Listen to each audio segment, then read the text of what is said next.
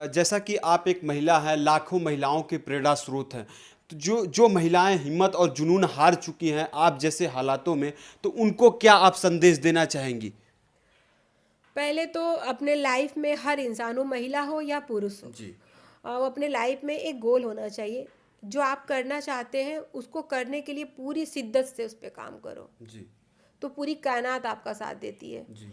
और यदि आप उस काम पे ध्यान ही नहीं दोगे या आप इधर उधर फालतू का ध्यान दोगे तो कुछ नहीं होगा। तो हमारी तरह हजार महिलाएं हो या पुरुष हो, पहले अपने काम के प्रति ध्यान दें। लोग क्या कह रहा है, समाज क्या कह रहा है, उससे कोई मायने नहीं है। जी। आप क्या कर रहे हैं, आप क्या नहीं कर रहे हैं, वो मायने रखता है। यदि हम सुबह से उठते हैं तो सुबह से लेकर रात तक आदमी को ये होना चाहिए कि अपना एक समय बना लेना चाहिए कि हमको सुबह से लेकर शाम तक क्या करना है, और उसके अनुसार अपना दिन निर्धारित करके अपना कार्य करने चाहिए। और यदि नहीं होता, जिस तरह से हम डेली नहाते हैं, धोते हैं, खाना खाते हैं, उस तरह से काम भी करना चाहिए। फिर उसको लाइफ में कभी कोई चीज़ का तकलीफ नहीं होगी, वो आगे बढ़ता चला जाएगा। और कल कभी नहीं आता है, जी। आज होता है। मैं आज में जीती हूँ। लोग हमसे बोलते हैं कि मैम कल ये करना है, परसों वो ये करना है। मेरे लाइफ में कल कभी नहीं आया है, जी। मेरे जीवन में आज आया है। मैं कल खुद बना लूँगी। जब मेरा आज बनेगा तभी कल होगा। जी। तो इसलिए आज पे बिलीव करना। जी। संघर्ष की अहमियत को जब जान जाओगे तो जिंदगी के हर पल को पहचान जाओगे। नमस्कार, आप देख रहे हैं जनता की आवाज़ न्यूज़ सस्कांत विद्यार्थी के साथ। इस समय हमारे साथ बनारस की आर्टिस्ट पूनम राय जी है। आइए आज जो है प्रिय दर्शकों, आपके साथ इनके संघर्ष की जीवन और वर्तमान में इनके जीवन में क्या चल रहा है वो आपके साथ साझा करते हैं। सबसे पहले मैम, आपका जनता की आवाज़ न्यूज़ चैनल में बहुत स्वागत है। सबसे पहला सवाल होगा कि जो है अभी आपके जीवन में फिलहाल क्या चल रहा है? आपको बहुत बहुत धन्यवाद। और अभी हमारे वर्तमान में मैं BR फाउंडेशन की संचालिका हूँ, और यहाँ पे art and craft, dance, taekwondo के क्लासेस चलते हैं। जी। जैसा कि आपका फील्ड चित्रकारी से रहा है, तो ये प्रारंभिक चित्रकारी का आपने शिक्षा दीक्षा कहाँ से लिया है? मैं बचपन से ही कला के प्रति रुचि रखती थी, और कला में रुचि रखने के साथ साथ मैं पढ़ाई लिखाई भी 12th तक मेरा पेंटिंग से ही मतलब पढ़ाई की। उसके बाद बनारस में आई। बनारस में काशी हिंदू विश्वविद्यालय में पेंटिंग ऑनर से ग्रेजुएशन किया, जी। और फिर कारवा वहाँ से चलना शुरू हुआ। और आर्ट में बचपन से रुचि होने की वजह से ही BHU में पढ़ रही थी। अच्छा, बीएचयू में पढ़ने के बाद फिर अपने थोड़े लाइफ का जिक्र करिए, जर्नी को बताइए। कैसे फिर जो है आपने इस चित्रकारी के दुनिया में जो है रंग लाती गई, जो है अपना चित्र के माध्यम से यहाँ तक पहुँचा, उसको विस्तार से करिए। बचपन में तो जैसे कि खाली चीज़ जब मैं देखती थी ना, तो उसमें हमेशा कुछ ना कुछ क्रिएट करने का जी। मन करता था।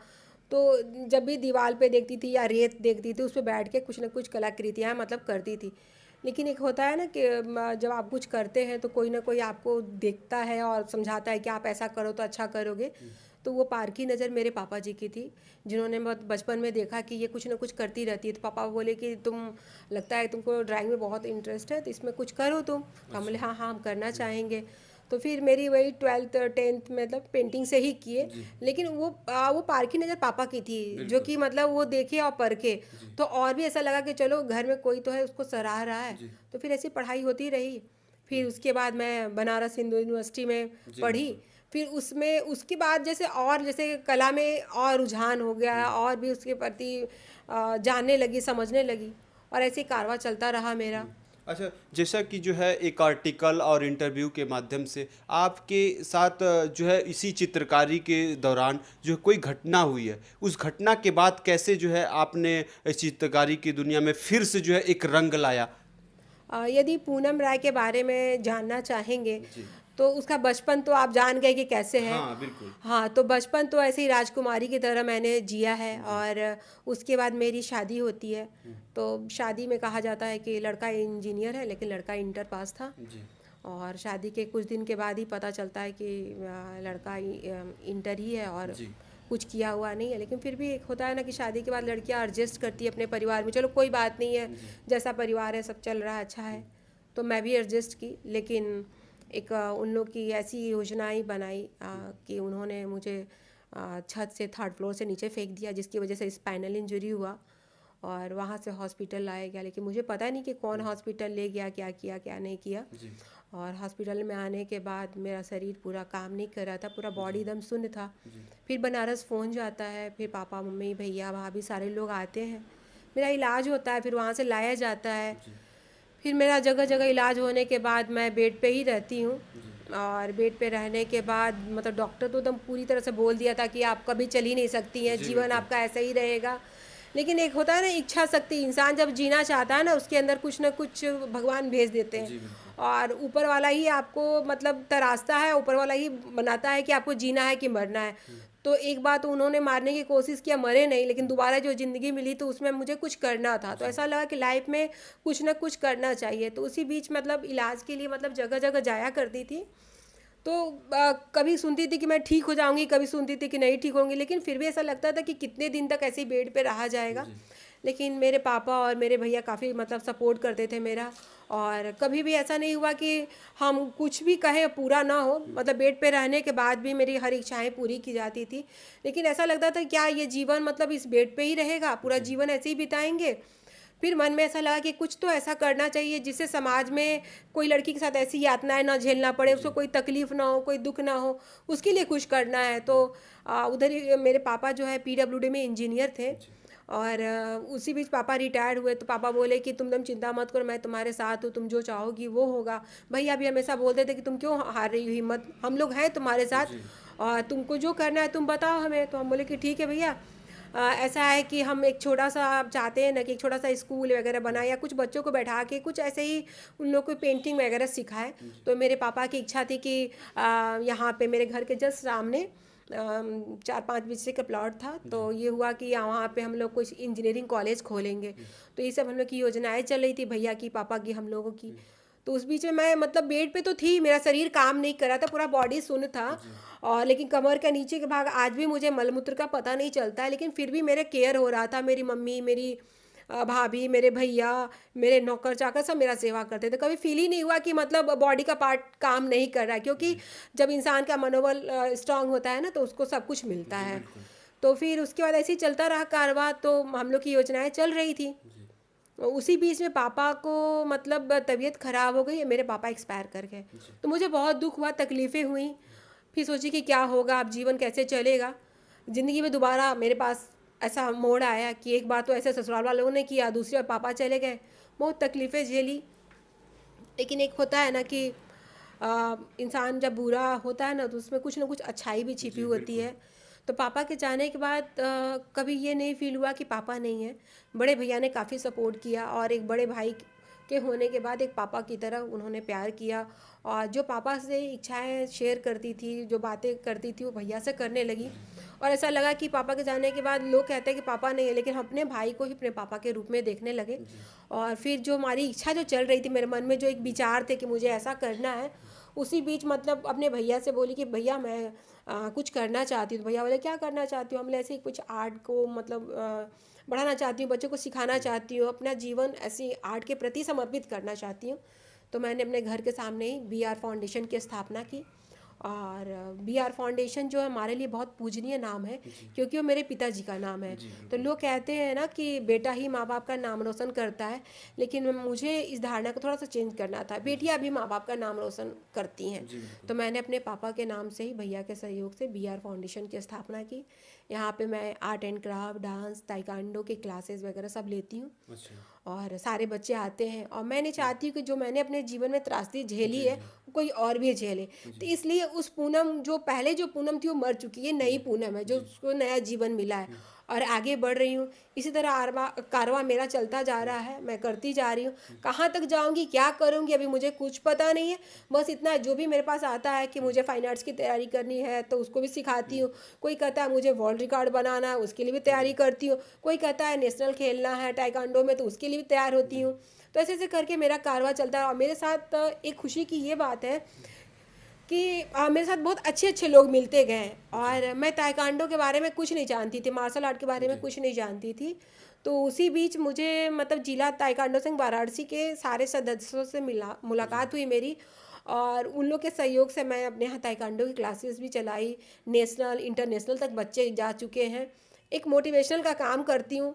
और मैं खड़ी नहीं हो सकती, दौड़ नहीं सकती, लेकिन उनको मोटिवेट तो कर सकती हूँ, जी इतना कर रही बिल्कुल। हूँ। बिल्कुल। इस घटना के जो आपने जिक्र किया, अब मैं जानना चाहूँगा आपसे कि इस घटना के बाद वो जो है कौन सा आपने चित्रकारी किया, जो है एक आपने साक्षात्कार में ये भी बताया कि मैंने एक ऐसा मतलब चित्र बनाया था जो जो एक सज्जन पुरुष लाखों की जो है बातें करता है और आपके सामने, तो वो कौन सी जो चित्र थी आपकी, वे कहाँ से आपके मन में विचार आया कि जो है हमको ऐसा चित्र जो है कैनवास पर क्रिएट करना चाहिए?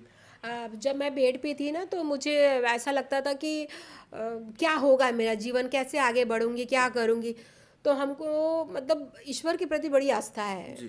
और वो तो दिखते नहीं है, इंसान के रूप में ही हम मान लेते हैं कि हर इंसान में ईश्वर है। जी बिल्कुल। तो अपने आप ऐसा लगा ना कि हमें कृष्ण भगवान दिख रहे हैं, और मैंने एक खाली कैनवास पे कृष्ण भगवान को क्रिएट किया। जी। और वो पेंटिंग मैं दिल्ली लेके गई ललित कला में, वहाँ पे एग्जीबिशन हुआ। जी। और एक सज्जन पुरुष आए, वो देखे उस पेंटिंग को, बोले मैम कितने की है? तो हम बोले कि हमें पता नहीं कितने की है, तो मैं ये लेना चाहता हूँ। उन्होंने बोला कि 1 लाख की है। मुझे बहुत अच्छा लगा कि जो इंसान बेड पे रहने के बाद एग्जीबिशन करता है और उसकी पेंटिंग 1 लाख की बिकती है, तो वो खुशी मैं शब्दों में बयान नहीं कर पा रही हूँ। और मुझे बहुत अच्छा लगा। और मेरी पहली पेंटिंग वो कृष्णा की थी, जो कि 1 लाख में सेल हुई। उसके बाद मैं जब बेड पे थी, उस समय ऐसा लगा कि कुछ ऐसा आदमी को करना चाहिए तो कि जिससे लोग कुछ सीखे, एक मास्टरपीस ऐसा होना चाहिए, हर इंसान के लाइफ में ऐसा होना चाहिए। उसी बीच मैंने 6 फुट के कैनवास पे 648 फेस बना के उन महिलाओं को समर्पित की, जो एक बच्ची जन्म लेती है उस समय से लेके एक वृद्धावस्था तक की जो फीलिंग होती है उन महिलाओं की, उन बच्चों की, उसको क्रिएट किया। और उसको क्रिएट करने के बाद वो पेंटिंग आज वर्ल्ड रिकॉर्ड इंडिया में उसका नाम दर्ज है। और वो पेंटिंग मैं माननीय प्रधानमंत्री जी नरेंद्र मोदी जी को देना चाहती हूँ, क्योंकि वो पेंटिंग मैं उनसे ही प्रेरित होकर बनाई थी। क्योंकि उस बीच मतलब प्रधानमंत्री जी ने बेटी बचाओ बेटी पढ़ाओ योजनाएं का आरंभ किया था। तो मुझे ऐसा लगा कि मुझे भी ऐसा कुछ करना चाहिए। जब हमारे देश के प्रधानमंत्री इतना अच्छा काम कर रहे हैं, तो मैं तो एक नॉर्मल इंसान हूँ, मैं भी ऐसा काम कर सकती हूँ। लेकिन आज भी वो तमन्ना मेरी अधूरी है। मैं वो पेंटिंग जब तक प्रधानमंत्री को नहीं दूंगी तब तक तो शांत नहीं बैठ जो सकती। वर्ल्ड रिकॉर्ड इंडिया में आपका पेंटिंग वो दर्ज हुआ है, तो मैं जानना चाहूँगा ये जो है आपके खुद के जीवन से रिलेट करता है, ये कहाँ से आपके मन में ऐसा आया कि जो है ऐसा मुझे कैनवास पर क्रिएट करना चाहिए, और इससे इसको क्या सोचकर आपने बनाया? क्या आपको अनुभव था कि ये वर्ल्ड रिकॉर्ड में मेरा पेंटिंग जो है दर्ज नाम होगा? नहीं, मैं ऐसा कुछ भी नहीं सोची थी कि वर्ल्ड रिकॉर्ड इंडिया में मेरा नाम दर्ज होगा, या मैं 648 फेस बना लूँगी, ऐसा कर लूँगी। कुछ भी ऐसा मुझे कुछ भी ज्ञात नहीं था, कुछ भी ऐसा सोच ही नहीं था मेरा। लेकिन मेरे मन में ये विचार हमेशा चलता रहा कि मैं अपने जीवन को देखती थी कि मैं छोटी थी तो ऐसी थी, फिर बड़ी हुई तो ऐसा हुआ, फिर मेरी शादी हुई तो मेरे ससुराल वाले ऐसे किए, फिर ऐसे दुख आए, ऐसे तकलीफ आए, फिर ऐसे तमाम ऐसी लड़कियों के साथ ऐसे होते होंगे, हज़ारों ऐसी लड़कियों के साथ होते। लेकिन मैं तो घर में थी, चारदीवारी में थी, मुझे क्या पता कि समाज में क्या हो रहा है। लेकिन मैं कहीं न कहीं अपने आप को सोच के मैं समाज को भी ऐसा देखती थी, और ऐसा लगा कि जब मेरे साथ हुआ शायद उन लोग महिलाओं के साथ भी ऐसा हो सकता है। तो वो भावनाएँ जो मेरे मन में क्रिएट हो रही थी, जो दिमाग में चल रहा था कि एक छोटी बच्ची जन्म लेती है, कितने घर में खुशहाली आती है, फिर माँ-बाप कितने शौक से उसकी शादी-ब्याह करते हैं, फिर उसके साथ ऐसा होता है। तो ये सब सोच के ही वो कैनवास पे क्रिएट किया है मैंने। और वो पेंटिंग आज गूगल पे भी सर्च किया जाएगा तो किसी का भी फेस किसी से मिलेगा नहीं। वो खुद अपना थॉट और विज़न से मैंने उसको क्रिएट किया है। अच्छा, जब आपसे ये पेंटिंग प्रधानमंत्री जी के वाराणसी दौरे पर आपने मिला, तो जो है प्रधानमंत्री जी और आपके बीच में क्या बातें हुई? प्रधानमंत्री जी जब पेंटिंग देखते हैं तो आपसे क्या कहते हैं? जब मैं माननीय प्रधानमंत्री जी से ये पेंटिंग का जिक्र की कि मैं आपको एक पेंटिंग देना चाहती हूँ, जो कि 648 फेस बने हैं उसमें, और वो पेंटिंग मैंने आपसे ही प्रेरित होके बनाई है। तो उन्होंने बोला कि अच्छी बात है, मुझे बहुत अच्छा लगा, लेकिन ये पेंटिंग भी तो आपने मुझे दे रहे हैं तो ये भी बहुत अच्छी है। जी। तो उस समय मेरे पास कोई ऐसा विकल्प नज़र नहीं आ रहा था कि 6 फुट की पेंटिंग कहाँ मैं 5 फुट की कैसे लेके जाऊँ। तो हमें एक सज्जन व्यक्ति ने बोला कि आप ऐसा है कि मोदी जी की छोटी सी पेंटिंग बना लीजिए, वो प्रेजेंट कर दीजिए, वो बाद में कभी करिएगा। तो वो पेंटिंग मैं 2 दिन के अंदर बनारस के घाट में मोदी जी को क्रिएट किया, वो भी अपने तिरंगे के कलर में। और वो माननीय प्रधानमंत्री को जब दी तो उन्होंने बहुत उसको सराहना किया। उन्होंने ट्विटर करके ट्वीट भी किया और पूछा भी कि आपने कितने दिनों में बनाया है? तो मैंने बोली कि 1 से 2 दिनों में बनाया। काफ़ी उस पेंटिंग की सराहना की है। तो जब देश के प्रधानमंत्री आपकी पेंटिंग की तारीफ करते हैं ना, तो उस आर्टिस्ट और कलाकार की उत्साह और भी बढ़ जी जाते हैं। बिल्कुल। मुझे ऐसा लगा कि मैं बीएचयू से पढ़ी हूँ, लेकिन जब देश के प्रधानमंत्री आपकी पेंटिंग की सराहना कर रहे हैं तो और भी खुशी का अंदाज़ा जी लगा बिल्कुल, सकते हैं आप। बिल्कुल। जैसा कि आपने बी आर फाउंडेशन के जिक्र की, तो बी आर फाउंडेशन का सोसाइटी में वर्क कैसे करता है और इसका जो है लक्ष्य क्या है जो सोसाइटी में करने का? बी आर फाउंडेशन तो कभी ये सोच के की नहीं कि इससे क्या होगा। जी बस ये था, उस समय मैं चल नहीं सकती थी, कहीं जा नहीं सकती थी, कुछ सीख नहीं सकती थी, ना सिखा सकती थी। जी तो मेरे अंदर जो एक हुनर था ना आर्ट का, तो वो वही था कि हम चलो मेरे हाथ तो चल रहे हैं, उससे कुछ तो कर सकती हूँ। तो बी आर फाउंडेशन खोला। बी आर फाउंडेशन खोलने के बाद तब जाने की एक संस्था होता है, वहाँ पे ऐसे ऐसे कार्य होते हैं, तो मुझे अच्छा लगा। लेकिन आज तक कोई कभी भी कोई गवर्नमेंट से या समाज से कोई मुझे मदद नहीं मिली है कि मेरी संस्था को कोई कुछ करे। आज जो भी है मेरी पेंटिंग सेल होती है, जो भी 4 पैसे आते हैं, तो उससे ही मैंने वहाँ पे कुछ ना कुछ क्रिएट करती हूँ। फिर मेरे बड़े भैया हैं, काफ़ी सपोर्ट करते हैं, जो कभी भी कुछ भी होता है तो हमेशा तैयार रहते हैं कि तुम्हें क्या चाहिए। लेकिन मैं बार-बार अपने भैया से या अपने पेरेंट्स से नहीं माँगना चाहती हूँ, मैं खुद चाहती हूँ कि मैं उनको कुछ करके दूँ। कितने दिन वो करेंगे? यदि जब मैं आज खड़ी हूँ, उस लायक उन्होंने बनाया है, तो मुझे कुछ करना चाहिए। तो बी आर फाउंडेशन में dance, taekwondo, art and craft के क्लासेस चलते हैं। तो जो फैमिली सक्षम है, जो यहाँ पे आती है संस्था में, वो तो उनको टीचर को तो दे ही सकती है, मुझे नहीं चाहिए। मुझे एक पैसे भी नहीं चाहिए। ईश्वर ने मुझे बहुत कुछ दिया है, इतना अच्छा हुनर दिया है, इतना अच्छा परिवार दिया, मुझे ज़रूरत नहीं। लेकिन जो हमारे टीचर आते हैं उन्हें जो मुझे देना पड़ेगा ना, तो मैं घर से लेके तो दूँगी नहीं। मेरे आज कहीं न कहीं मेरे पापा या मेरी माँ या मेरे भैया ने इस लायक तो बनाया है कि आप सिखाओ और उससे आप लो। तो मैं नहीं ले सकती, लेकिन टीचर को तो दिलवा सकती हूँ ना। जी तो मेरी संस्था इस तरह से कार्य कर रही है अभी तक, और मेरी संस्था को आज 7-8 साल हो गए हैं।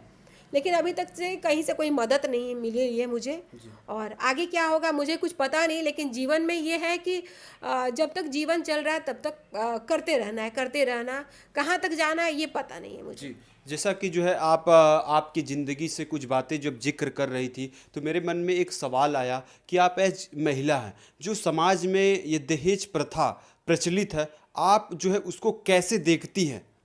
दहेज प्रथा एकदम गलत है, इसको होना नहीं चाहिए, समाज से पूरी तरह से ख़त्म हो जाना चाहिए। एक तरह से देखा जाए तो ये समाज के लिए बहुत बड़ा कैंसर रूप का है ये। जी और इसके लिए और हम क्या बोल सकते हैं, मतलब ये सो ख़त्म ही हो जाना चाहिए। जी अच्छा जी नहीं, क्योंकि इससे कितनी लड़कियों का मतलब माँ बाप से छीन जाती हैं। बहुत सारी ऐसी लड़कियां हैं जो इस जी दुनिया से चली जाती हैं। जी मैं तो बहुत खुशनसीब हूँ कि इतना सब कुछ होने के बाद भी आज मैं जिंदा हूँ। जी आपका बहुत बहुत धन्यवाद। जैसा कि प्रिय दर्शकों आप सुन रहे थे, ये पूनम राय जी थी, जिस हौसला और जुनून का नाम है वो पूनम राय जी हैं। तो आपने जो है जनता की आवाज़ न्यूज़ चैनल के माध्यम से इनके संघर्षों की कहानी और जो है वर्तमान समय में जो इनके जीवन में चल रहा है वो सुना। हमारे कैमरामैन जो सत्येंद्र के साथ शशिकांत विद्यार्थी।